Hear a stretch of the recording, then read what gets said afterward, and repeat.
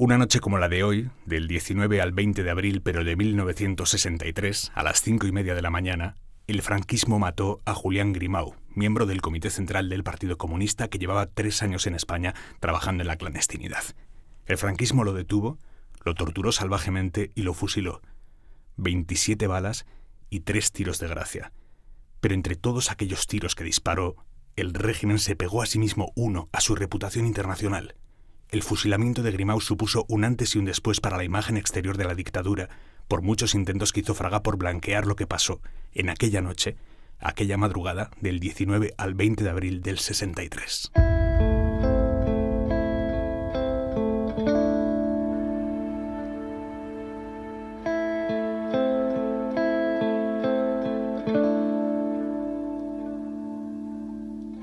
Grimau, como buena parte de la generación joven en los años 30, Es Carme Molinero, catedrática de Historia de la Universidad Autónoma de Barcelona. Inició su compromiso político con la Segunda República. Él era militante de Izquierda Republicana, pero al iniciarse la Guerra Civil pasó a ser militante del Partido Comunista. Él era funcionario de la República, él era un funcionario, un policía de investigación criminal y, bueno, se caracterizó por en los primeros momentos del golpe franquista defender la legalidad republicana. Hablan Enrique Santiago, secretario general del Partido Comunista de España, y el periodista Enric Juliana. Pertenecía al Servicio de Información Militar, el SIM. Pero llegó el golpe de Estado y empezó la Guerra Civil.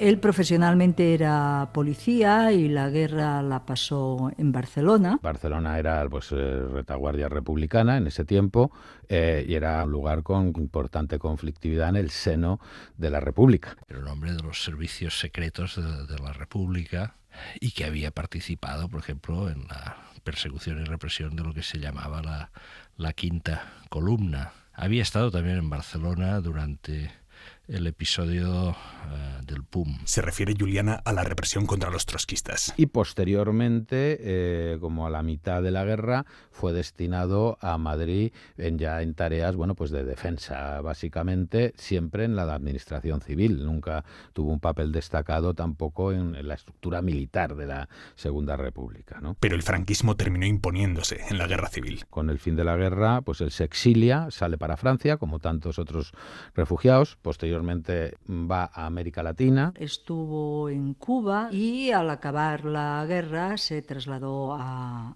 Francia, donde ya comenzó a colaborar más activamente con la dirección del Partido Comunista de España a partir de 1944 aproximadamente. Todos estos movimientos en la vida política de Grimau sucedieron de la mano de un hombre con el que Grimau trabajó en su exilio en América Latina. Ese hombre era Santiago Carrillo, y lo cuenta el propio hijo de Carrillo. Para mí Julián era como mi tío, ¿no? Yo, de hecho, a él no le llamaba tío, pero a su mujer Angelita era tía Angelita, ¿no? De pequeño. Entonces, pues Julián está presente en mi niñez constantemente, ¿no? Él era habitual de casa, de fines de semana, de noche vieja, de... Mi osito de peluche de cuando nací, eso no lo recuerdo, pero las fotos están ahí, me lo regaló él, ¿no? Y era mi tío, ¿no? Era un tío muy próximo que había estado trabajando con mi padre en América Latina durante la Guerra Mundial y después con él en la dirección del Partido Comunista y era una persona así presente constantemente, cariñoso. Yo claro, recuerdo más esa vertiente personal, no he tenido desgraciadamente la vertiente política con él, ¿no? Esa vertiente política de la que habla Carrillo es la que conduce a Grimau finalmente al aparato del PC. Fue en el 5º Congreso del PC, que se celebró en Praga en 1954, cuando fue elegido miembro del Comité Central, que es, digamos, la base de la dirección de un partido comunista. Piénsese que desde los años 50, entrando y saliendo de la España franquista, pues hombre, hay que ser inteligente, hay que saber moverse. Julián fue un hombre siempre muy pegado a la realidad española. Su intención siempre era volver a España y, de hecho, él, cuando concluye la Segunda Guerra Mundial, sus tareas en la estructura clandestina del Partido Comunista de España era mantener contacto con el interior y él siempre insistía mucho en trasladarse a España. Y así ocurrió. era de un activismo muy intenso y fue él quien solicitó trasladarse a España. Jugándose la vida, como se comprobó, ¿no? Entrar en España significaba asumir que en un momento u otro ibas a caer. ¿Pero por qué Grimau? Probablemente en principios de los años 60 en París y en otros centros del exilio quizá tampoco había cola de voluntarios para cruzar la frontera clandestinamente y ponerse al frente del aparato clandestino del PC en Madrid. Hubo incluso mucho debate en el seno del Partido Comunista de España si había sido adecuada la decisión de enviar al interior a Julián Grimau por ser un hombre con un perfil de funcionario durante la República, es decir, fácilmente identificable. Ha habido siempre a posteriori una cierta discusión sobre si el Partido Comunista fue prudente al enviar al interior de España a un hombre con ese expediente. Habían elementos de peligro. Tiempo después, Jorge Semprún, cuando ya estaba enfrentado a Santiago Carrillo, terminó achacándole la decisión equivocada, decía, de haber mandado a Grimau a España. En esas cosas tampoco hay, ni mucho menos una situación de clandestinidad, tampoco hay unos archivos que digan claramente cómo fue, pero el caso es que 5 años después de ser elegido miembro del Comité Central, ya en 1959 sí consigue instalarse ya como, no voy a decir definitivamente, pero ya de una forma más permanente en el interior, organizando la resistencia y las redes de resistencia del Partido Comunista de España. De manera que en ese momento, porque es un momento muy álgido, en Madrid coincidió con otros 2 importantes dirigentes comunistas, Jorge Semprún y Francisco Romero Marín. Víctor Díaz Cardiel tuvo contactos con Julián, no sé si el mismo día de su detención o el día anterior. Fundamentalmente, él tuvo una tarea muy importante de organización del partido en Madrid. ¿Cómo era la vida de Grimau en la clandestinidad? Bueno, la vida en clandestinidad es una vida pues aislada de la familia, con cambios permanentes de domicilios. No existía una red de pisos clandestinos porque tampoco el partido tenía ese patrimonio. Lo que existía era una red de apoyo muy importante, social. O sea, lo que eran casas de miembros del partido, de colaboradores. Vivían en la clandestinidad en una España que empezaba a moverse. Desde el inicio de la década, el régimen tuvo que enfrentarse al reto de una sociedad en rápida transformación y al crecimiento de una conflictividad social cada vez más significativa. Al principio solo era obrera, pero en poco tiempo también fue estudiantil. En el año 62 se había producido algo novedoso, la primera huelga general de carácter general en España. Comenzó la gran huelga, la huelgona. La huelga general de Asturias, que empezó en un pozo minero, se fue extendiendo a otros pozos mineros, se extendió después a la industria y acabó adquiriendo casi un carácter de huelga general. El Partido Comunista de España había tomado una posición, la guerra había concluido, había que optar por la reconciliación y por defender los derechos de los trabajadores al margen de en qué bando hubieran luchado en la guerra civil, ellos o sus familias. Y esa era la tarea que estaba haciendo la estructura del partido. En esos años el Partido Comunista de España sí creía que había posibilidades de debilitar hasta hacer caer a la dictadura, ¿no? La realidad era que los militantes comunistas estaban desarrollando un tipo de oposición, digamos, oposición política a través de la movilización social, y los dirigentes franquistas tenían la idea que acabando con los activistas acabarían con los movimientos. Y es en ese contexto en el que es detenido Julián Grimau. Madrid, 7 de noviembre de 1962. La policía le había localizado a través de una delación, es decir, se había producido alguna detención y la delación es uno de los elementos trágicos de la clandestinidad. Una persona que estaba en la organización del partido, cuyo apellido, solo recuerdo el primer apellido era Lara, le entregó. Y es sabido también que esa persona después desapareció y no se ha vuelto a saber nunca nada de esa persona, ¿no? Él estaba atendiendo unas citas, llevaba varios días atendiendo unas citas y, bueno, evidentemente había habido una infiltración en una de las redes del Partido Comunista de España en Madrid y la policía lo estaba siguiendo. La policía no capturaba de inmediato cuando tenía localizado a una persona con una cierta importancia en la estructura clandestina, sino que a ser posible intentaba hacerle el seguimiento para identificar otros contactos, ¿no? Las estructuras clandestinas suelen ser compartimentadas para evitar precisamente que una delación o una debilidad de alguien ante la policía pueda afectar a toda una organización, pero siempre hay un momento en que cae alguien más, ¿no? La cita siempre tenía que ser estricta, o sea, ahí no valían retrasos. Pues las citas eran siempre de 2 personas, no más. Se llegaba a una hora determinada, con unas claves. Se llegaba a la hora, el margen era de segundos. Si a la hora de la cita la persona no estaba con la clave correspondiente, obviamente esa cita quedaba desactivada. Julián tenía cita con esta persona. Si en la cita con esa persona es donde pasan las cosas, pues hay un primer candidato. Y si resulta que esa persona de repente ha desaparecido, y pues blanco y en botella. En ese momento, Julián Grimau no sabía que estaba viviendo sus últimas horas de libertad. Y fue ahí cuando cayó. Él es detenido en un autobús de línea cerca de la glorieta de Cuatro Caminos, ¿no? Se subió en un autobús en Cuatro Caminos, en el cual estaba él solo y 2 o 3 miembros de la Brigada Político-Social. Y allí mismo lo detuvieron, dentro del autobús. Juan José del Águila, exmagistrado, es una de las personas que más a fondo ha estudiado el caso de Julián Grimau. Él sube en un autobús y al cabo de unos minutos él se da cuenta que en el autobús hay muy poca gente, hay 2 o 3 pasajeros solo y que el autobús no para en las paradas, hay una policía.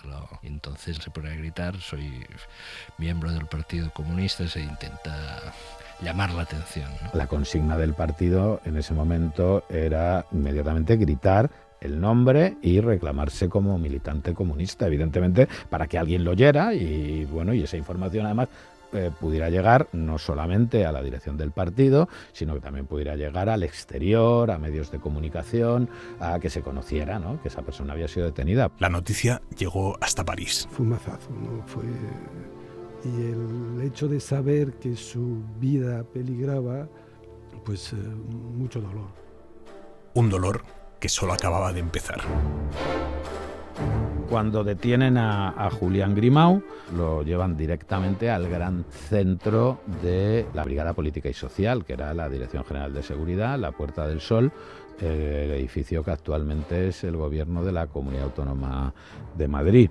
Y allí está días siendo sometido a interrogatorios y torturas. Y la policía se vengó de él, la policía franquista se vengó de él porque él había sido un policía de la República.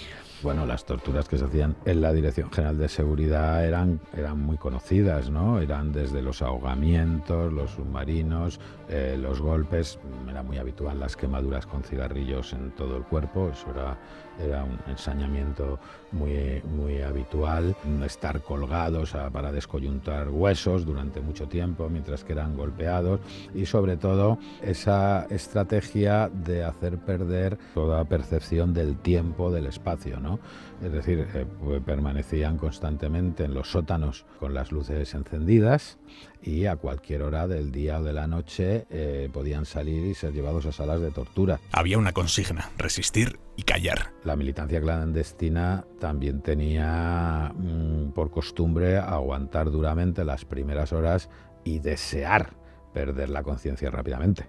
Quiero decir, lo peor que te puede pasar en esa situación es aguantar sesiones de tortura prolongadas durante horas. Mientras peor te traten y antes pierdas la conciencia, entre comillas, menos sufrimiento, ¿no? A la vista de que no existieron grandes caídas de la estructura del Partido Comunista de España, pues evidentemente no contó nada. Probablemente si hubiera contado algo, pues no habría sido tan duramente torturado, ¿no? Romero Marín compartía piso con Julián Grimau, ¿no? Y no se cambia. Porque mi padre se lo reprochó. Mi padre dijo: pero como medida de seguridad te tenías que haber cambiado. Dice: yo sabía que Julián no iba a hablar. Yo sabía que Julián... Entonces, para Romero Marín, para Paco...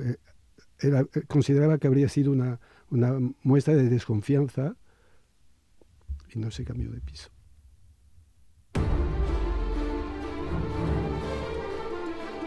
Grimau no habló a pesar de que las torturas se llevaron al límite, hasta el borde de la muerte. Grimau cayó desde una ventana de la Dirección General de Seguridad. La versión policial, que en un momento del interrogatorio, Grimau se subió a una silla, abrió la ventana y se arrojó por la ventana por su propia voluntad, ¿eh? Esa versión también la aceptó el juez de guardia. La policía sostuvo que él se había tirado en un momento de desesperación. La versión del Partido Comunista siempre fue de que le habían tirado por la ventana. No se mató de milagro. Eso incluso los informes forenses que luego se han conocido indican sin mucha duda que fue arrojado. Más bien lo que parece es que las sesiones de tortura habían sido tan intensas que debió perder el conocimiento y debieron pensar que lo habían matado. Explican quienes lo han estudiado que fueron 4 pisos de caída hasta el suelo. Esa es otra indicación también que pone de manifiesto que evidentemente intentaron matarlo tirándolo desde un 4º piso, porque no se interrogaba a las personas en los pisos superiores. Las salas de interrogatorio y de torturas estaban en los sótanos precisamente para que nadie tuviera percepción, no viera luz del día y siempre con una bombilla para hacer perder eso, la ubicación espacial, temporal, desorientar y facilitar los interrogatorios, ¿no? Intervinieron una lesión, una fractura de la base del cráneo y tenía una especie de hueco así en la cabeza. Se partió la cabeza, una gran herida que le descompuso el cráneo, y lo sorprendente es que sobrevivió en muy difíciles condiciones, pero sobrevivió. Sale del hospital donde lo operaron y lo llevan a Carabanchel. En Carabanchel entonces había 2 galerías donde llevaban a los presos políticos. Yo he leído biografías de gente que habló con Julián Grimau en los pocos días que estuvo allí en Carabanchel. Y todos llegan a la convicción de que él tenía muy claro de que se lo iban a cepillar.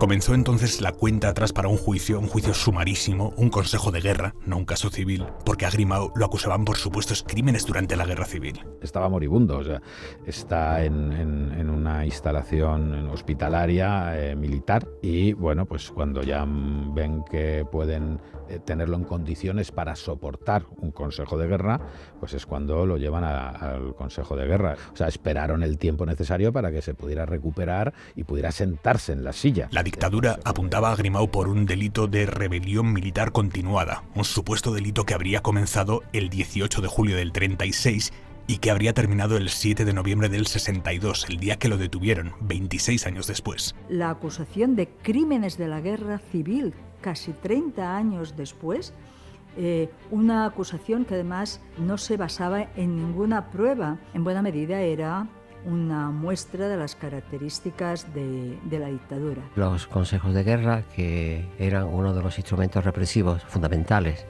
de la dictadura contra la oposición democrática, pues entraba dentro de ese marco general de represión amplia y brutal que hizo la dictadura contra quien se oponía a su absoluta falta de legitimidad. Carlos Jiménez Villarejo, jurista, exfiscal anticorrupción, es una de las voces que mejor conoce cómo impartía justicia la dictadura de Franco. El mismo año en que fue detenido Grimau, en el 62, Jiménez Villarejo empezaba su carrera en la Fiscalía. No eran tribunales, eran vulgares instrumentos de represión política basada en razones estrictamente ideológicas de las personas que eran sometidas a juicio y condenadas a largas penas de prisión o directamente condenadas a muerte y fusiladas, como ocurrió con el caso de Julián Grimau. La guerra había terminado un cuarto de siglo atrás, pero seguía imperando la jurisdicción militar. El Consejo de Guerra fue muy forzado porque se retrasa la entrada en vigor del Tribunal de Orden Público precisamente para que la justicia militar pudiera mantener la competencia todavía como si España estuviera en tiempo de guerra. En el 62, 23 años después de haber acabado la guerra de España, pues seguía funcionando estos tribunales militares de excepción. El mismo Fraga en su memoria dice que había una predisposición para reducir la jurisdicción militar y crear otra cosa. Entonces la solución a la que llegan es crear una jurisdicción especial. Lo que suponía la ley de orden público era pasar la represión política a la jurisdicción ordinaria. ¿Pero qué hizo la dictadura? Porque tenía abierto el caso de Grimau, acusado de crímenes de guerra. Estuvieron reteniendo ese proyecto de ley de creación del Tribunal de Orden Público hasta que se celebró el Consejo, lo fusilaron. La decisión estaba tomada. El líder comunista no iba a evitar esa jurisdicción militar ni sus consecuencias. Se pretendía dar un escarmiento a Julián Grimau, desde el primer momento se le pretendía fusilar e iban a matarlo, o sea que Julián Grimau se había convertido como en el rehén, en la pieza más preciada del franquismo. El polémico juicio finalmente se celebró el 18 de abril de 1963, un solo día de juicio. Un sinfín de irregularidades. El Consejo de Guerra fue luego muy cuestionado. Hubo personajes absolutamente deleznables.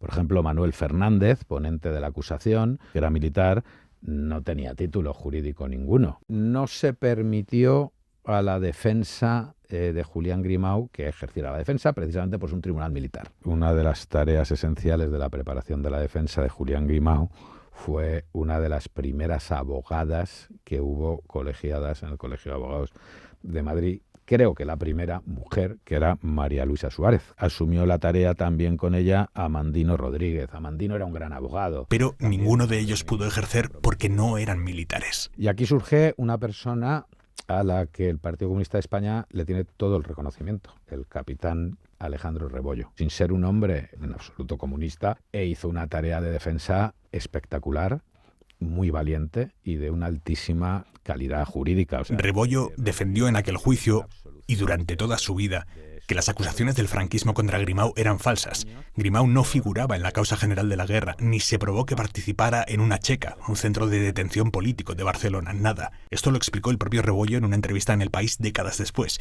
Todo fue, según él, según Rebollo, todo fue una burla a la verdad y a la democracia. Rebollo lo que pidió fue la absolución de estos cargos y pidió una condena de 3 años por algo que reconocía Julián Grimau, que era militante del Partido Comunista de España. Obviamente era un delito. Rebollo nunca fue un hombre de izquierdas, pero sí fue un hombre que por sus valores y su comportamiento pues era un demócrata, ¿no? Un demócrata pues que se vio en esa situación, ¿no? Todo el agradecimiento de la democracia española a personas como esta, ¿no? Quiero decir que al final pues en el franquismo era un aparato de Estado y al final pues la gente me imagino que tenía que sobrevivir, ¿no? Es una persona digna, una persona sensata, un jurista.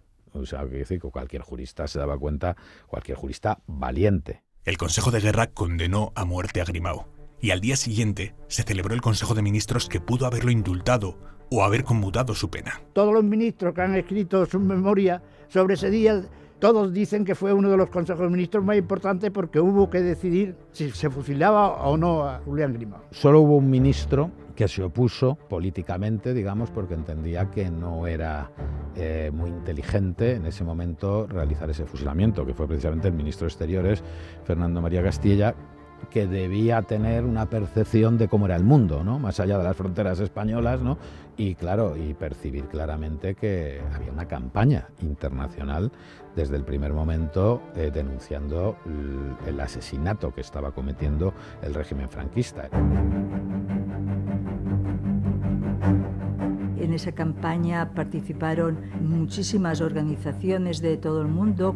Consiguió que más de 800.000 telegramas llegaran a Madrid. Y el mismo Fraga reconoce que el despacho se le llenó de cartas y postales que vinieron de todo el mundo. Todos los cartuchos posibles se intentaron y hubo una enorme respuesta internacional. Se produjeron manifestaciones en capitales europeas y latinoamericanas. Nadie pensaba que a esas alturas el franquismo volviera a fusilar y sobre todo el partido yo creo que tenía mucha confianza ante la importante campaña de solidaridad internacional que se desató. Y al final consiguió que importantes dirigentes europeos, desde Willy Brandt a la reina británica Isabel II, el Papa Juan XXIII, el futuro Papa Pablo VI, todos ellos solicitaron clemencia a Franco. Khrushchev envió una carta a Franco con el encabezado excelentísimo señor. Eso tuvo su peso. Yo creo que moralmente, digamos, ensanchó las bases del antifranquismo. La ola de solidaridad fue tan amplia, Kennedy, el Papa. Esas dos fueron llamadas más personales de Angelita, la mujer de Julián, ¿no? ¿Qué llevó a Kennedy a involucrarse él personalmente en algo que estaba sucediendo dentro de España? Pues que en el año 1962 la ejecución de un opositor en Occidente era algo que contravenía un punto esencial de lo que entonces se llamaba la Guerra Fría, que era la batalla por la reputación. Occidente tenía que ganar esa batalla y la acabó ganando, pero no la podía ganar fusilando opositores. Es que fueron hasta la reina Isabel la que intercedió por la vida de Grimao. Dolores Ibarrurri se dirigió a Pilar Primo de Rivera como de mujer a mujer. O no sé, intelectuales como Jean-Paul Sartre o Yves Montand, todos ellos se pronunciaron. Incluso, bueno, hay una famosísima canción de Violeta Parra. Miren cómo nos hablan del paraíso cuando nos llueven balas como granizo. Miren el entusiasmo con la sentencia, sabiendo que mataban ya la inocencia. ¿Qué dirá el Santo Padre que vive en Roma, que le están degollando y a sus palomas? El que oficia la muerte como un verdugo, tranquilo está tomando su desayuno. Lindo se dará el trigo por los sembrados, regado con tu sangre, Julián Grimao. Tanto la viuda como las hijas, pues hasta el final estuvieron pendientes de lo que podía ser un indulto final. Pues no, pues una mínima sensibilidad, pues inteligencia política, pues habría llevado a pensarse esto y conmutar la sentencia, la condena de muerte, pues conmutarla por una cadena perpetua. No fue así, y a Grimao ya solo le quedaban horas. Ya cuando entró de madrugada pues ya se vio que eso era imparable. Van a por el abogado militar que le defendió, Rebollo van a por él a su casa y le dicen que se vista con el traje de gala, porque el Código de Justicia Militar establece que el abogado que ha defendido al reo que está condenado a muerte le tiene que acompañar. Y entonces lo llevaron al Carabanchel. Debajo del centro de la cárcel había las celdas de condenados a muerte, y en esa celda Rebollo permaneció durante toda la noche. Dice que lo único que le interrumpía era el médico que entraba de vez en cuando para chequear la salud de Julián Grimao, y dijo que estaba absolutamente tranquilo. Hubo una anécdota muy curiosa, y es que Grimao le tuvo que animar al abogado. No te preocupes, si lo has hecho muy bien y tal. Y una de las cosas que hizo Julián, que tuvo un detalle con él, es se sacó una fotografía de las hijas y se la dedicó a Rebollo. Y hay un dato que, viendo papeles, es un dato muy revelativo, y es la firma de Julián Grimao cuando le notifican la condena a muerte. Esa firma es idéntica a la de Grimao de toda la vida, o sea que no se inmuta.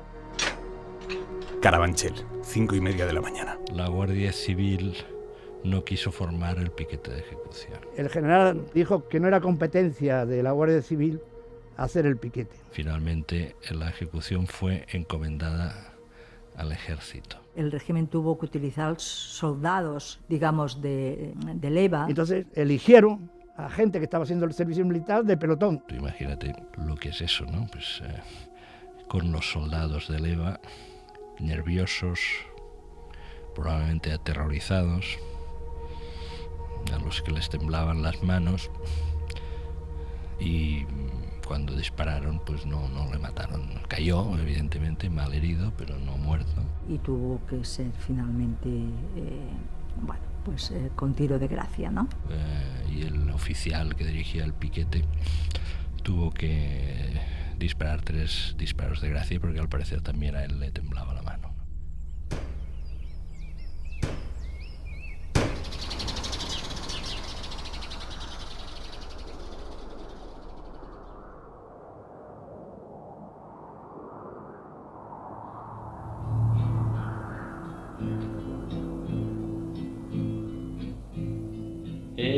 conocido el crimen una mañana.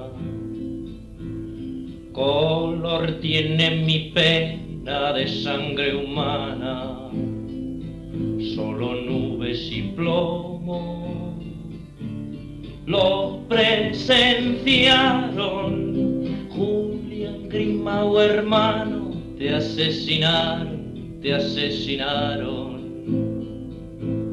Julián Grimau, hermano, te asesinaron, te asesinaron.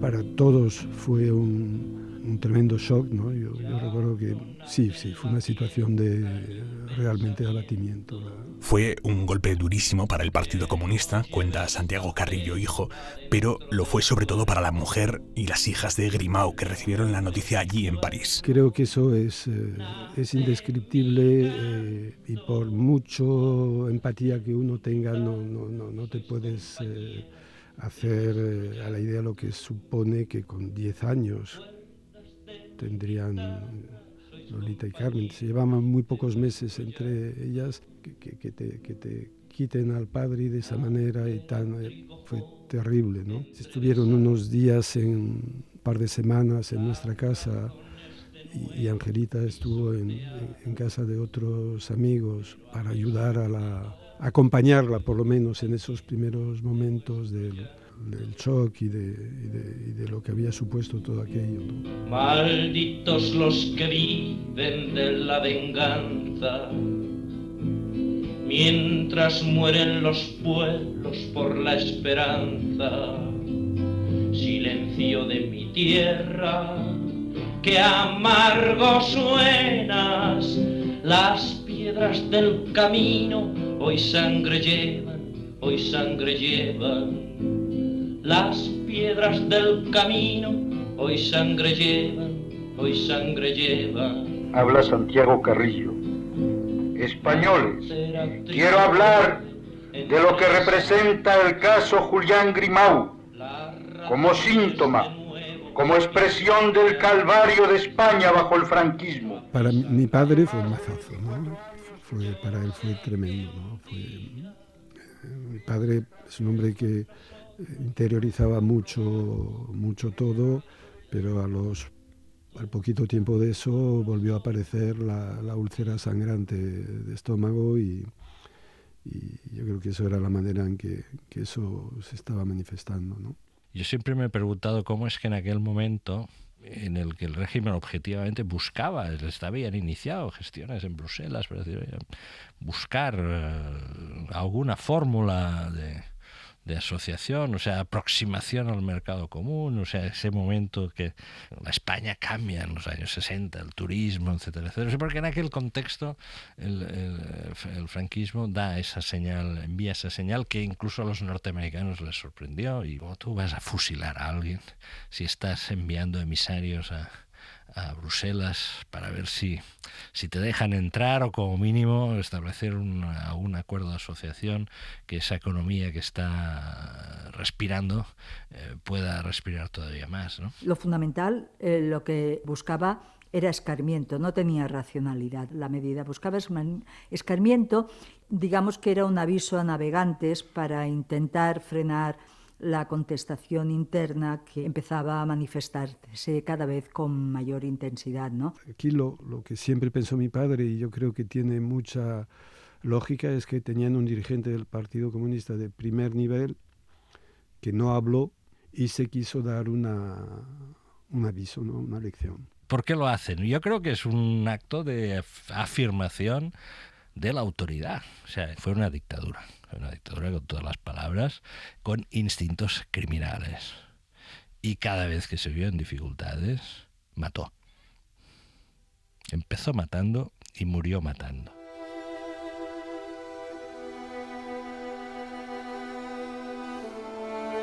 Dentro de España hubo la contestación que podía haber en una dictadura férrea. En algunos sitios sí que se produjeron manifestaciones. En Barcelona algunos estudiantes, profesores muy jóvenes fueron a Canaletas, a las Ramblas, protestaron y fueron detenidos, con lo cual tuvo graves consecuencias. Pero la gran contestación, el gran shock, fue el que se vivió fuera de España. Lo que viene es a profundizar la imagen represiva del régimen. Un gran desprestigio del régimen franquista a nivel internacional. El franquismo salió tocado y si alguien tenía dudas de la naturaleza del franquismo, si alguien pensaba que el franquismo podía reciclarse, pues con esto quedó claro que no era posible. Y ya el régimen, ya de antemano, ya preveyendo eso, editó varios folletos que se encargó de distribuir a la prensa extranjera, en los consulados y en las diplomacias, varios folletos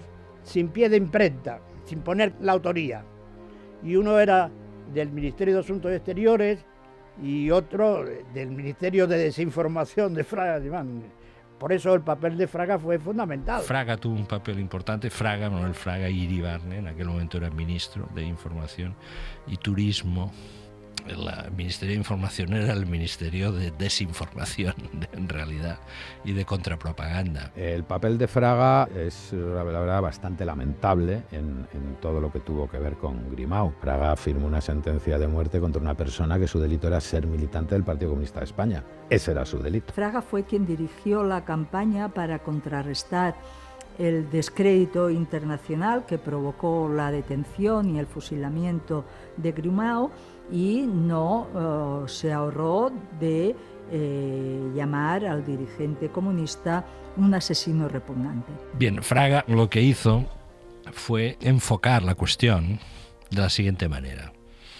Aquí no estamos juzgando ni condenando a un opositor al régimen, pero estamos juzgando y condenando a un policía de los servicios de la inteligencia del comunismo durante la Guerra Civil.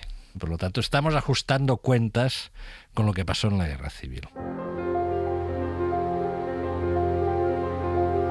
A la familia se le negó durante años saber incluso dónde estaban los restos de Grimau. Primero estuvieron en el cementerio de Carabanchel, pero de forma secreta, sin que nadie supiera dónde habían ido, dónde habían estado depositados. Era un secuestro, o sea, lo que hicieron con Julián Grimau era un secuestro y la falta de humanidad del régimen franquista pues era absolutamente evidente. Pero luego, a través de la familia, consiguieron recuperarlos y trasladarlos al cementerio civil.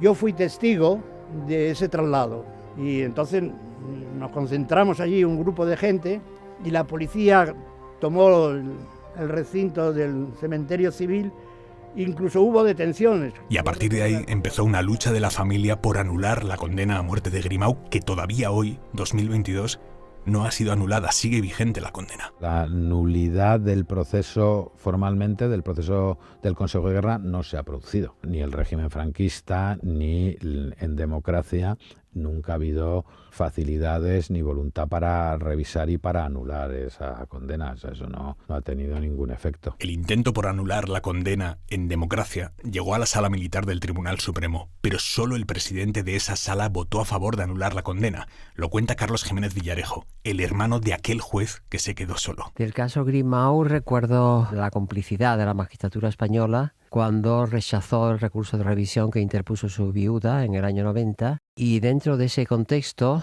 la existencia de un voto particular de un magistrado, que era exactamente el presidente de la Sala de lo Militar del Tribunal Supremo en aquella fecha, José Jiménez Villarejo, que disintió del voto mayoritario y estimó que el recurso de revisión debía haber sido estimado porque la sentencia que dictó el Consejo de Guerra, que lo condenó a muerte, era directamente nula. En principio, si sale adelante la ley de memoria que se tramita ahora en el Congreso, la condena de Grimau ahí sí quedaría anulada. Claro, con la ley de memoria democrática, pues esas condenas, la que hay en vigor del 2007, esas condenas pueden declararse ilegítimas en un proceso individual. Precisamente ahora lo que estamos es en la nueva ley de memoria democrática, que esperamos que se apruebe en breve, donde pues por mandato legal de iure todas esas condenas van a ser anuladas.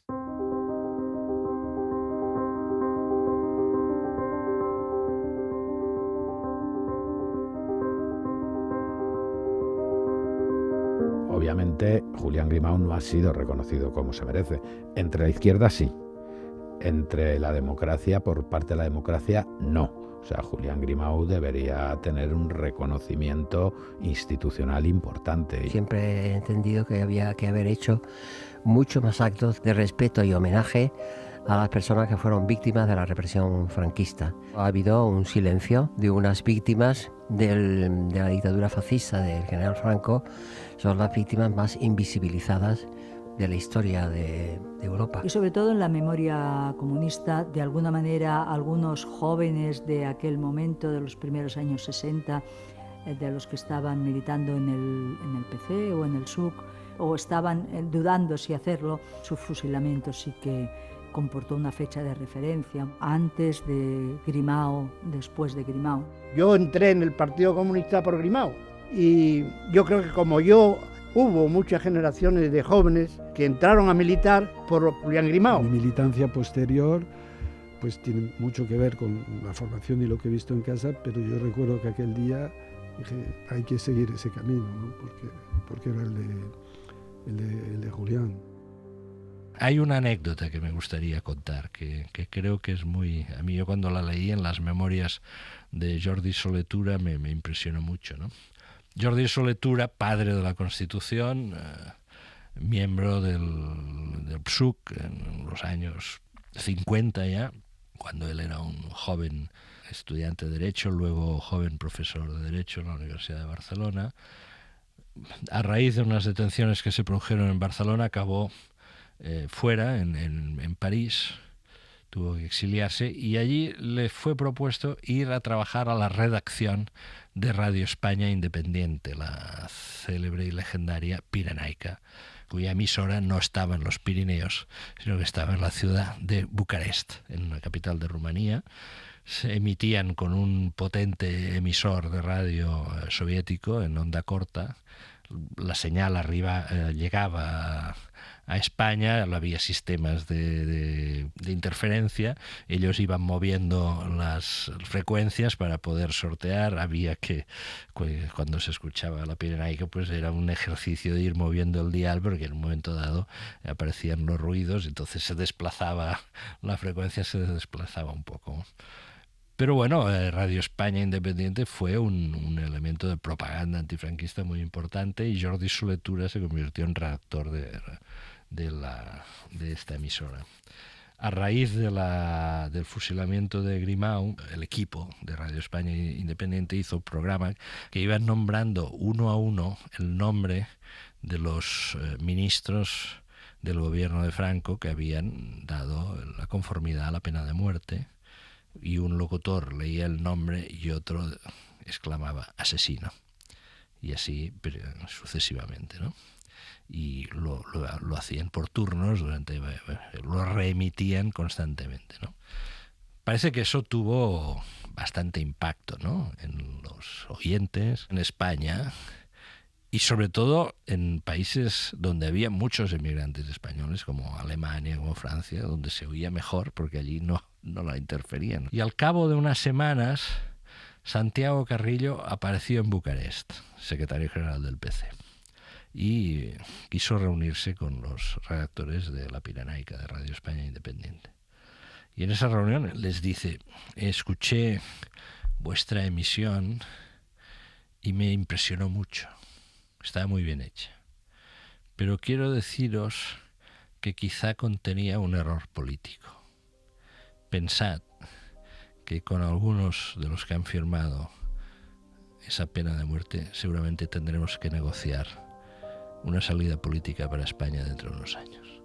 Y efectivamente, al cabo de 15 años, en 1977, Jordi Solé Tura, entonces locutor de Radio España Independiente y el que iba tildando de asesinos a los ministros de Franco que habían fusilado a Grimau, pues negoció la Constitución, y entre otros la negoció con Manuel Fraga, que era no solo uno de los ministros que había dado el placet a la pena de muerte, sino el hombre que organizó la campaña de propaganda del franquismo para justificar la pena de muerte. Esta es la historia de España.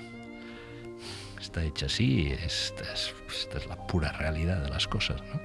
Y esta anécdota o esta historia es algo más que una anécdota. Esta historia nos cuenta muchas cosas de cómo este país pasó de la dictadura a la democracia, de la grandeza del paso, de la complejidad del paso y de los claroscuros también del paso.